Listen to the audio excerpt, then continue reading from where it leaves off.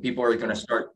There we go. So welcome to the Power Half Hour, everyone. Every Wednesday at 2 p.m. Eastern or 11 o'clock Pacific Standard Time, we interview a top producer or coach to really inspire the troops. So today we have a very special guest out of New Jersey, USA. I met this gentleman on TikTok, actually. And the man is just spitting fire every single day. And just really, really an honor to have you on today. David Radney, welcome.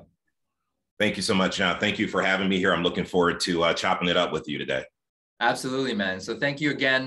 Tell us about your journey. You gave me a little bit about your bio. You've been in real estate 15 years. You moved from Dallas to New Jersey. But anything in between there that you thought, that you could share? Absolutely. So I'll tell you, I was born and raised in Cleveland, Ohio, and moved to Los Angeles, where I met my wife.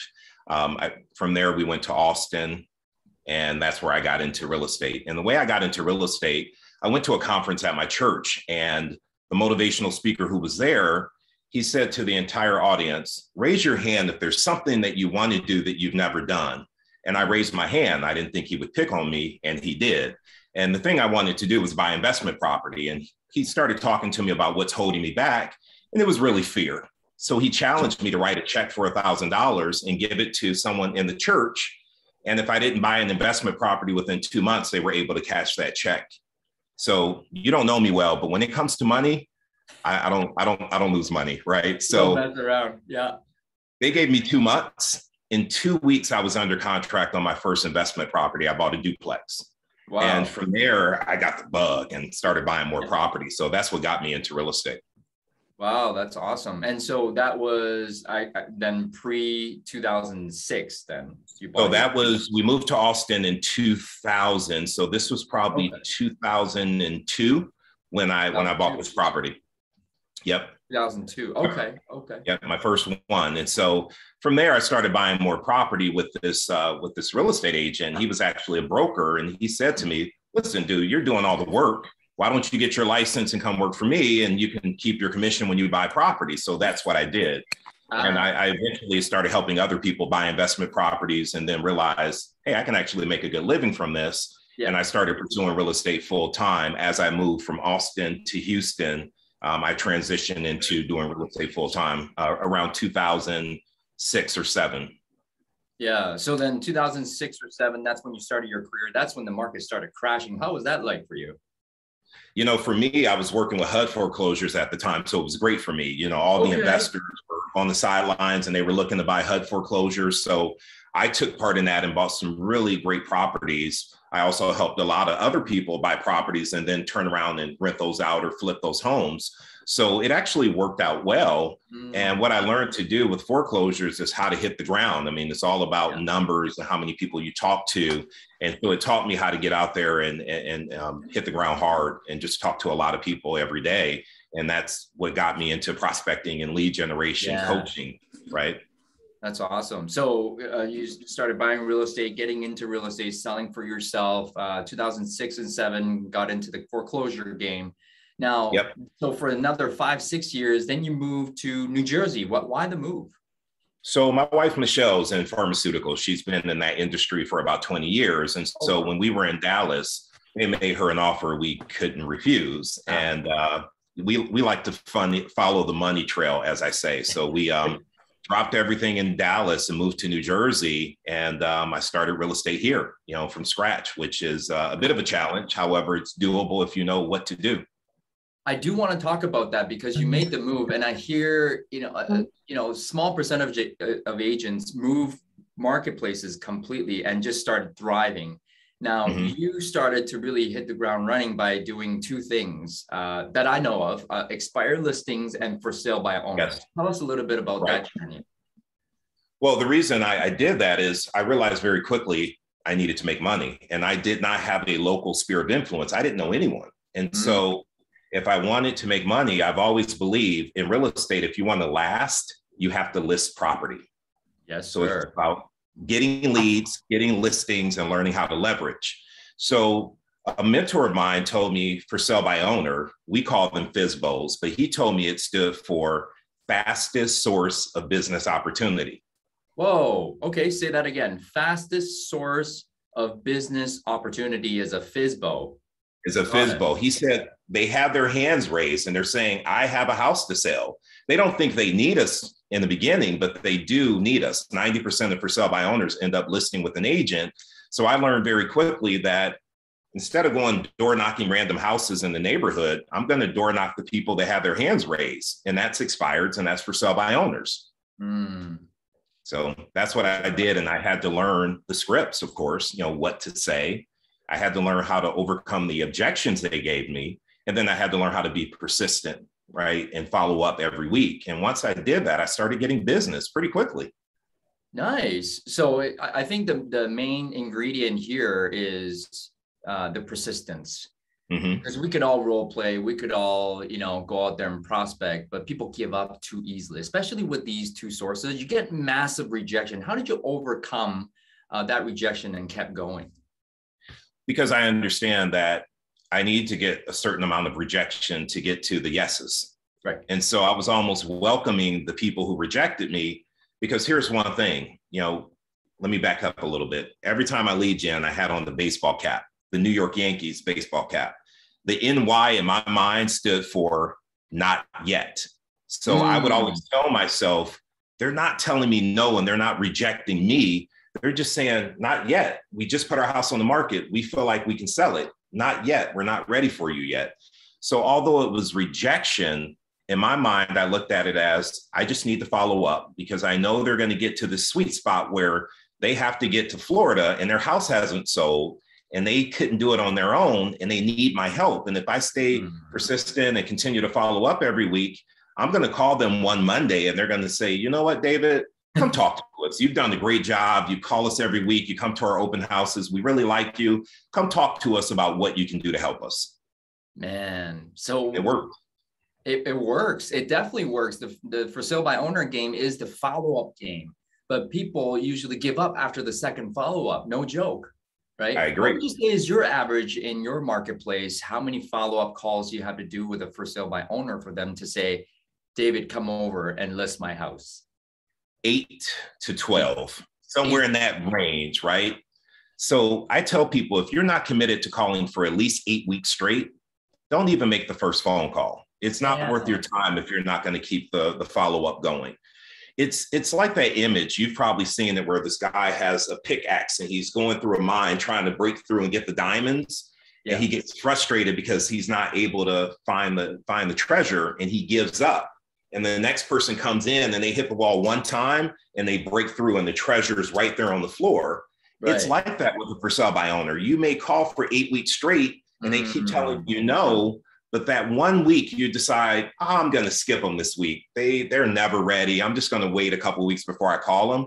It's that week that you skip calling them that they're actually ready, but you didn't show up for the opportunity. Wow. Okay. Well, this is some mindset about for sale by owners, guys. If this is not inspiring you to make that call, you should be inspired by now. Do you have a system with your coaching training program for FSBOs? Yeah, and it's quite simple. If I can just break down the basics to you, and I'm using a virtual background, so I hope that you can see this. Yeah. This $20 Rolodex folder that you can buy at Staples is number 1 through 31. This is all I use for my for sale by owners. Wow. And so let me just briefly explain it to you. Okay. Every time I make a phone call, I have a script in front of me. Even though I know the script by heart, I have a script in front of me. So I would have 20 copies of a for sale by owner script. Oh. When I got someone on the phone, as I'm asking them questions, I'm writing their answer down. And then that script became my lead sheet. So I would write their name, address, and phone number on that script. And if I talk to them today on the 27th, I know that my follow-up for FSBOs is every Monday. So I would take that person and I would put them in for November 1st. They're going to hear from me on the 1st. Right. Right. And we do that because for sale by owners are showing property and doing open houses all weekend. It's Sunday evening when they haven't received an offer and they're really frustrated, where they start talking about maybe we need to do something different. And so when I call Monday morning, they're like, David, we were just talking about possibly working with an agent. Can you come by and talk to us? Man. So it's important to do that Monday follow-up. So that Rolodex folder is all I use for my follow-up. So basically, after you call them, you put it in, and then you call them one time, you put it in the next Monday. You call them one time, put it in the next Monday. That's it. Or unless they say, hey, David, it's the 1st, give us a call on Wednesday. Then I would put them in on the 3rd. And so every day I came into my office, this was sitting right on my desk, nothing else. My desk was clear, just this. And I would reach in and say, okay, it's November 3rd, grab everyone I needed to call. And I would call those people back. It was a guaranteed way to make sure I didn't miss anything because it was right in my face. That's what I love about you, man. You're so, back to the basics kind of guy. And we're in a world of tech. We're in the world of machines, taking over real estate. And yeah, you're going back to old school. That's what I love about you, man. So that's all you teach so tell us a bit about PUSH, what that means, and what is the training program? So PUSH stands for Prospect Until Success Happens, right? Keep pushing, keep going for it. And I have a couple of different programs that I run. One is for sell by owner and expired prospecting program, where I teach you how to learn the scripts, how to internalize the script so you don't sound robotic and canned. You're just yourself and you have a dialogue with the seller. So that's PUSH 1.0. And then I have PUSH 2.0, which is this seller just called me and said, come meet with me. Now, what do I do? So I train agents on how to pre-qualify the seller to make sure you're meeting with a ready, willing, and able seller. I teach them how to put together a pre-listing packet that you send to the seller before you even get there, which is your resume and your marketing plan, right? And information on pricing the property correctly.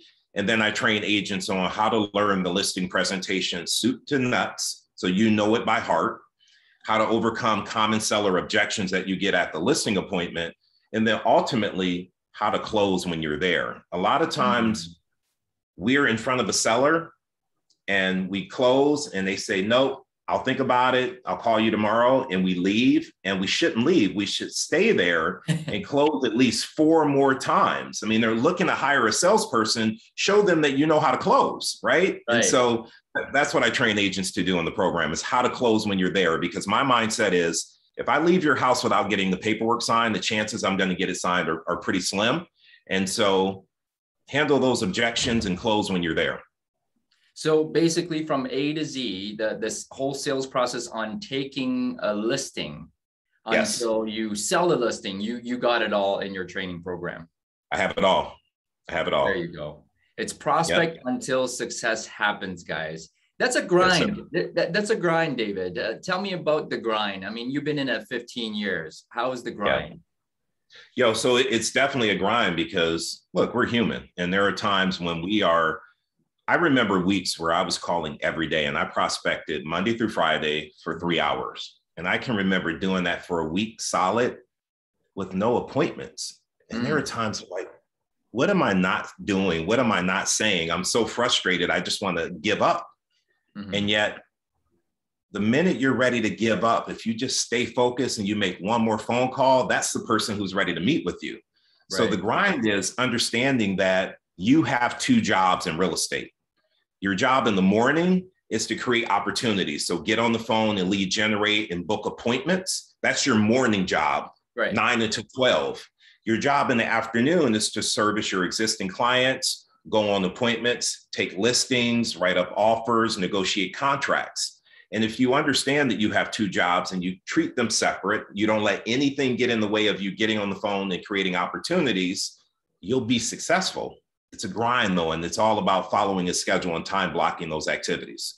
It's so simple, guys. It's again, going back to the basics. Mornings is for getting business. The afternoon is for doing business. Monday to Friday. Nothing sexy. It's very simple. Tell us about first of all, it's a grind. Second of all, it's monotonous and it's repetitious boredom. How do we get over that as agents? Because after 15 years, it's got to be boring.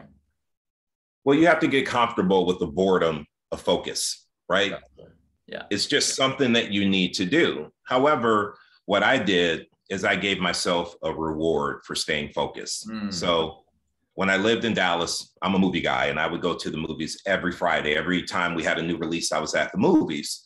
So my whole goal was, if I did all my lead generating Monday through Friday and I booked the number of appointments I needed to hit my goal, I allowed myself to take Friday noon off and actually go see a movie. And no one knew it was a movie. In my calendar, it said meeting.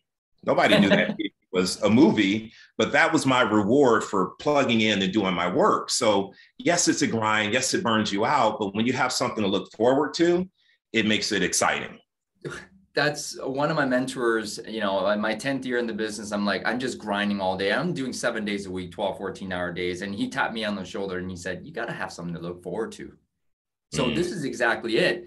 For you, it was the movie every Friday. And yeah, if I can look forward to something on Friday, my Monday to Thursday will be that much more intense. So as agents, what are we looking forward to? If you're just looking forward to the next listing, it's endless. You can always take listings, man. You're only as good as your last sale. You're always going to be chasing. So which leads me to my next thought is you focus on work-life balance. Majority of our guys right now on the call have no balance, and it's okay. How do you do it? How do you have that? So a couple of things. We're professionals, right? Right. Think about professionals in your life, your doctor, your dentist, your lawyer, your chiropractor. They have working hours. When they're gone and you call them at 6 o'clock, guess what? You leave a message, they call you back the following business day. So the biggest thing I learned was to have working hours. And I actually had a message on my voicemail that said, hey, it's David. If you're reaching me after 6 p.m., I will return the call the following business day. If it's an emergency, please text me. And so what that did is it taught people to respect my schedule. If you're calling after 6, you know that's family time for me. And you know that I will call you back the following business day. And the minute I actually set those parameters up in my life, my clients and people started to respect my schedule. But I had to respect it first. And I had to create that cutoff. And I also had to give myself permission to say, everything will be okay if I call them tomorrow. I don't have to jump at every phone call. I don't have to run out and show every property. It'll be okay if it waits until the morning. And listen, if I ended up missing a buyer or missing a listing, I knew that I was working so hard and I had a pipeline filled of other opportunities that if I miss one because I was spending time with my family, it's okay. There's other deals that are coming in the pipeline and I'll just take those listings later on. Yeah, I mean, that's just it right there. You got to respect your own schedule first, guys, before your clients will actually respect it. So if clients call you and you're picking up at 10:30 at night on a small issue, then they know next time they'll call you at 11 o'clock at night because that's who you are. You pick up at night. But if you don't, and you tell them right up front, this is my schedule. This is what I do when I take on a client. If you're okay with that, we can go ahead with it. Right. So you got to. And if they're not okay with it, then maybe that's not the right person for you to work with. Right. So you need to choose your clients. You need to be able to set up your parameters and make sure they're going to respect it. At night and also in the morning. I told my clients and all the other agents in my office, 9 to 12, if you call me, you're not going to get me. That's when I'm out making phone calls, finding buyers for my sellers. And I would tell my sellers that. So they knew not to call me between 9 to 12 because I'm working for them. That's perfect. That's perfect. Well, that's something else about you. You have this like calm demeanor and it just looks like you're never attached to anything. How did you become that? Or were you always like that? So calm and like, you know what, if it doesn't work with you, doesn't work with me, we shouldn't work together. But for a newer agent, they're like, oh my gosh, please give me this listing. Please become my buyer. You know, how do you get over that? Well, I had to learn when I was going after listings because I had what I like to call commission breath. I just needed to make money. I ended up working with people that were nightmares, right? And so I decided that I'm only going to work with people who are coachable and motivated and who were willing to sit down with me and follow the system that I put out there. Because every time I decided to work with someone that wasn't motivated and coachable, it was a disaster, right? And so again, when you're prospecting and you're doing enough lead gen, it's easy for you to say, you know, thank you, but no thank you, because you know that you have other opportunities. But if you're not doing your job, which is actually prospecting every day, you feel like you have to take every deal that comes your way because that's the only thing you have in front of you that can turn into a paycheck. I didn't want to have that lack mentality. Well, that's just it with all salespeople, right? They don't prospect, so they end up with not so good clients, and then they have to be attached to them because they don't prospect. It's like a vicious cycle. It's a vicious cycle. It really is. It really is. Guys, when you generate, you don't have to tolerate. This is what. There you go. I know you know that one, David. Love that one. Yes. So we talked about the prospecting, the system, the coaching programs. You're now, full-time coaching, and you're teaching people how to have a work-life balance. And you had a post on TikTok, man, and that went viral. Tell us about the concept of 137. Listen up, guys. Okay.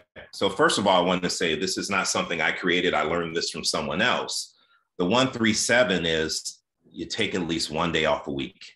You have at least a 3-day weekend once a month. And every quarter you take 7 days off. And I know people hear that. They're like, what? Wait, what? That's exactly what we need to be doing. You cannot work 7 days a week, 12 hours a day. You will burn out, and you don't need to work that hard. Think about it this way. If you plan a vacation, how much work do you get done before that vacation? You get everything you need to get done before that vacation hits, don't you? Your business blows up. It does, right? Yeah. So the same thing when you're taking that one day off. I take every Monday off. I don't do any real estate work on Monday. I'm a nature and landscape photographer as well. So on Mondays, I go hiking and I go out and take photos. And that's my one day. My kids are at school. My wife is at work. It's just me. That's the one day, right? And then the 3-day weekend, at least once a month, we owe it to ourselves to be able to unplug for 3 days. And the good thing about our business is we can leverage. We don't have to be there to show every property. We don't have to be there to write up every contract. We don't have to be at every inspection. We don't have to meet with every appraiser. We can leverage other agents to do that when we have that time off. We have to be able to release some of that work because no one's going to do it as well as we can. However, done is better than perfect. And you having balance in your life is more important than you having control of every little thing in your business. You have to be able to let go too. Definitely. I mean, from my own experience, the more I let go, actually, the more it comes. But the caveat is you have to take the actions first to be able to let go. But if you're just letting go, doing nothing, nothing will happen anyway. So guys, 137, 1 day off a week, 3 days off every month, and 7 days off every quarter. Every quarter. And it's very doable. And what I will tell you is every time I take a vacation, and this may be the same for you, isn't that when you get the person who wants to list with you, or you have a buyer who's ready to write up an offer every time you plan a vacation? So I feel like we should be planning more vacations because it seems like that's when all the business happens. And it's because we're putting in so much work before we go, that creates opportunity for us, right? I think it's called Murphy's Law. That it just happens, and it happens for everyone. It's not magic. You're just becoming more efficient as you come up to your vacation. Absolutely. What's next for you? What's next for you? What's your vision for the next 5 to 10 years? That where do you want to take push? Well, so what's interesting is my initial goal was in about 5 years. So I was looking at 2023. I wanted to take push virtual. And guess what happened? COVID happened. So I had to go from being in the classroom, and I had to learn Zoom very quickly and how to do push virtually. So I'm already there where I thought it would take me to 2023. I'm doing that right now. Right. So my goal now is to take it outside of New Jersey. I do have a small percentage of agents that take it from other states, but I want to have this nationwide. I can help any agent no matter where they're located because it's a simple process and it's a mindset. And I just want to be able to help anyone who's willing to plug into the system. So my goal in 5 years, if you don't mind, I'll share this. I have this check that's on my vision board. I don't know if you can see it. It's made out for $50,000. I made it out to myself. And I was inspired by Jim Carrey. I don't know if you guys know his story, but he wrote a check out for $10 million. And he wrote in the memo section, acting services rendered. And he said, I'm going to make 10 million by 1995. And I think the Thanksgiving of 1994, he got paid 10 million for Dumb and Dumber. but he put it out there and he did the work to make that happen. My goal is to make $50,000 a month with my push training and my coaching. Wow. But in order to do that, I need to get out there and make sure people know who I am and what I do and how people are growing in my program. Dude, I mean, what you're doing is phenomenal. You know, your passion, your enthusiasm on TikTok, it just shows and it vibrates through, you know, we haven't even met each other in person, obviously, but right. I can see you doing big, big things. And I see that paycheck, man, coming sooner than you think, dude. Oh, I love to hear that. No, amen. Thank you. Thank you for all the value that you provide already for free. So guys, if you want to join David, follow him on Instagram and everything, and TikTok, of course, that's where we met. Yep. David, what's your why? You're so passionate about everything. So a couple of things. Number one, I believe if you help enough people get what they want, you'll get what you want, right? And that's the way I operate. And that's why I give so much out for free, because it's not always about the money. It's about, can I help you get to where you want to be? And so my big why ultimately is to live a life by design. Here's my saying, here's my affirmation. I am a powerful creator. I create the life I want and I enjoy it to the fullest. What that means to me is taking my camera and traveling the world and taking great photos and being able to teach push virtually. So I'm working, but majority of my life is doing what I love, which is nature and landscape photography. So that's my big why, is to create a program that allows me to travel this great world, share my photography, and also share everything I know about real estate. Real estate, the grind, although you're having great family balance, you got 2 girls, 13 and 15, man, life is good. Dude, and big congratulations on what you're doing. TikTok, Radney, there you go. Thank you. Thank you. Got it. And so last but not least, we're coming to the end of 2021. It's been a hell of a year for everyone. Yep. What do you see for 2022? And what's 2 pieces of your best advice for the agents on the call and who's ever watching? I think 2022 is going to be a great year. And my biggest advice would be, don't take your foot off the gas, especially right now, October, November, and December. What you guys have to understand is, in order to have a great 2022, it starts now, because the work we do shows up as a paycheck 3 months from now. So essentially it's January 27th of 2022. Do you want to have paychecks coming in, or do you want to have bills coming in? And so what I would say to you is, put the work in now so that in January you have listings, you have things that are under contract, you have a pipeline of people who want to put their house on in the market in the spring. And if you wait until January to get started, you're not going to have a paycheck until April. I don't know about you, but that's not acceptable. I have bills, I have obligations. So I would tell you, do not take your foot off the gas in October, November, and December. Continue to work. Go to a business planning clinic, figure out what your goals are and what you need to be doing every single day. It's very easy to figure out, in order to hit this number, I need to go on X number of listing appointments. In order to do that, I need to talk to X number of people. In order to do that, I need to make X number of phone calls. Once you figure that out, then you know what your job is every morning, and you just have to get up and do it and be comfortable with the boredom focus. That's it. That's it, guys. Just put in the work. You have to be comfortable with repetitious boredom. And it is actually January 27th. Guys, we are already in 2022. If you want a paycheck in January, you better work now. Don't take your foot off the gas. It's already next year. It's already next year. So David, how can we join Push? So I have some information that I put in the chat. Number one, my TikTok and my Instagram. My website, DavidRadneyPush.com, will give you information about the Push program. And you can also reach out to me if you have any questions. I'll call you and talk you through what's happening with Push. I do have a class starting up November 4th, and that is the listing mastery class, where we talk about what you need to do to take listings. And so the Push program, go to my website. It'll have all the information you need there. And again, I can answer any follow-up questions that you may have about the program and what I offer. Amazing. David, thank you for today. It was a pleasure chatting with you. I am sure you inspired everyone on the call and everyone on Facebook. Thank you, thank you, thank you, sir. And we'll see you all on TikTok. See you guys on TikTok. Thank you so much for your time this afternoon, guys. I appreciate you. Thank you, David. Make it a great day, guys. All the best.